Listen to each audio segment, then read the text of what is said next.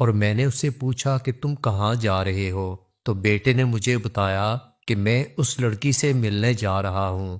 میں نے اسے بہت روکا۔ میں نے کہا کہ میں اس غریب لڑکی سے ہرگز تمہاری شادی نہیں کروا سکتی۔ اس کی نظر صرف تمہاری دولت پر ہے جو تمہیں نظر نہیں آ رہی۔ بیٹا میری ساری باتیں سن کر باہر چلا گیا اور اس نے مجھے کسی بھی بات کا کوئی جواب نہیں دیا۔ تھوڑی ہی دیر کے بعد جب وہ واپس آیا تو بہت ہی چلا چلا کر رو رہا تھا۔ میرا بیٹا اپنے کمرے میں جا کر کمرے میں رکھی چیزوں کو توڑنے لگا۔ میں نے اس کے کمرے کا دروازہ سختی سے بجایا تھا مگر اس نے کوئی جواب نہیں دیا۔ اس نے خود کو کمرے میں بند کر لیا تھا۔ اس نے سارا دن کھانا نہیں کھایا تھا اور بیٹے کی یہ حالت مجھ سے بالکل برداشت نہیں ہو رہی تھی کیونکہ میں اس کی ماں تھی۔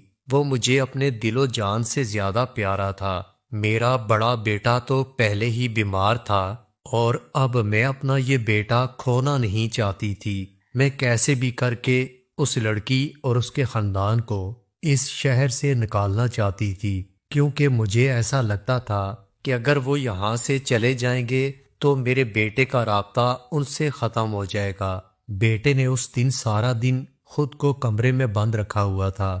میں نے اس لڑکی کے ماں باپ سے کہا تھا کہ آپ لوگ اس شہر سے کہیں دور چلے جائیں، اس کے بدلے میں آپ کو بہت سارے پیسے دینے کو تیار ہوں، بس اپنی بیٹی سے کہہ دیں کہ میرے بیٹے کا پیچھا چھوڑ دے اور اس کی زندگی سے ہمیشہ کے لیے دور چلی جائے۔ اسی وقت کمرے سے وہ لڑکی باہر آئی، مجھے کہنے لگی آپ بے فکر ہو جائیں، میں آپ کے بیٹے سے اب کبھی بھی نہیں ملوں گی۔ وہ لڑکی مجھے بتانے لگی کہ آپ کا بیٹا مجھ سے ملنے آیا تھا اور میں نے اسے واپس بھیج دیا تھا۔ میں نے اسے ہمیشہ کے لیے اپنا رشتہ ختم کر دیا۔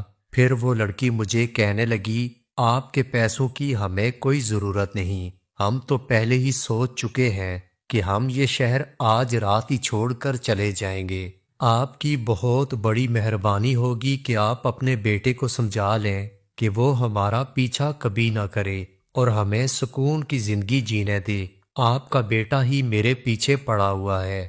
وہ تو ہمیشہ سے مجھے کہتا تھا کہ میں شادی کروں گا تو صرف تم سے کروں گا، لیکن میں نے اسے کہہ دیا تھا کہ میں کبھی بھی تم سے شادی نہیں کروں گی کیونکہ مجھے پتا تھا کہ آپ ہرگز ایسا نہیں ہونے دیں گی، کیونکہ آپ کو اپنے بیٹے کی خوشیوں سے زیادہ اپنے پیسے اور اپنے پیسے کے زور پر بنی ہوئی شان و شوکت عزیز ہے۔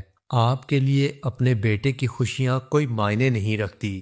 وہ لڑکی بولے جا رہی تھی، کہنے لگی مجھے تو آپ کا بیٹا ہمیشہ کہتا تھا کہ اپنی ماں کو سمجھانا میرا کام ہے، اس کی فکر تم مت کرو، وہ میری ماں ہے، وہ میری خوشیوں کا خیال ضرور رکھے گی۔ وہ لڑکی مجھے کہنے لگی مجھے افسوس ہے، آپ کا بیٹا بڑی غلط فہمی میں مبتلا تھا کہ اس کی ماں کو اس کی خوشیاں عزیز ہیں، لیکن میں نے اسی وقت لڑکی سے کہا کہ مجھے سمجھانے کی ضرورت نہیں، جتنا جلدی ہو سکے اس شہر سے نکل جاؤ۔ ایسا کہنے کے بعد جب میں گھر واپس آئی تو بیٹے کی حالت رو رو کر خراب ہو رہی تھی۔ میں نے یہ سوچا تھا کہ یہ صرف کچھ ہی دنوں تک چلے گا اور پھر کچھ دنوں کے بعد وہ اس لڑکی کو بھول جائے گا، لیکن ایسا کچھ بھی نہیں ہوا۔ بیٹے کی طبیعت روز بروز خراب ہونے لگی، اس نے کھانا پینا بالکل بند کر دیا تھا۔ ایک دن تو بیٹا بے ہوش ہو کر گر پڑا اور بے ہوشی کے عالم میں اس لڑکی کا نام پکار رہا تھا۔ اس دن مجھے تھوڑا احساس ہوا تھا کہ کاش میں اس لڑکی کے ساتھ اس کی شادی کروا دیتی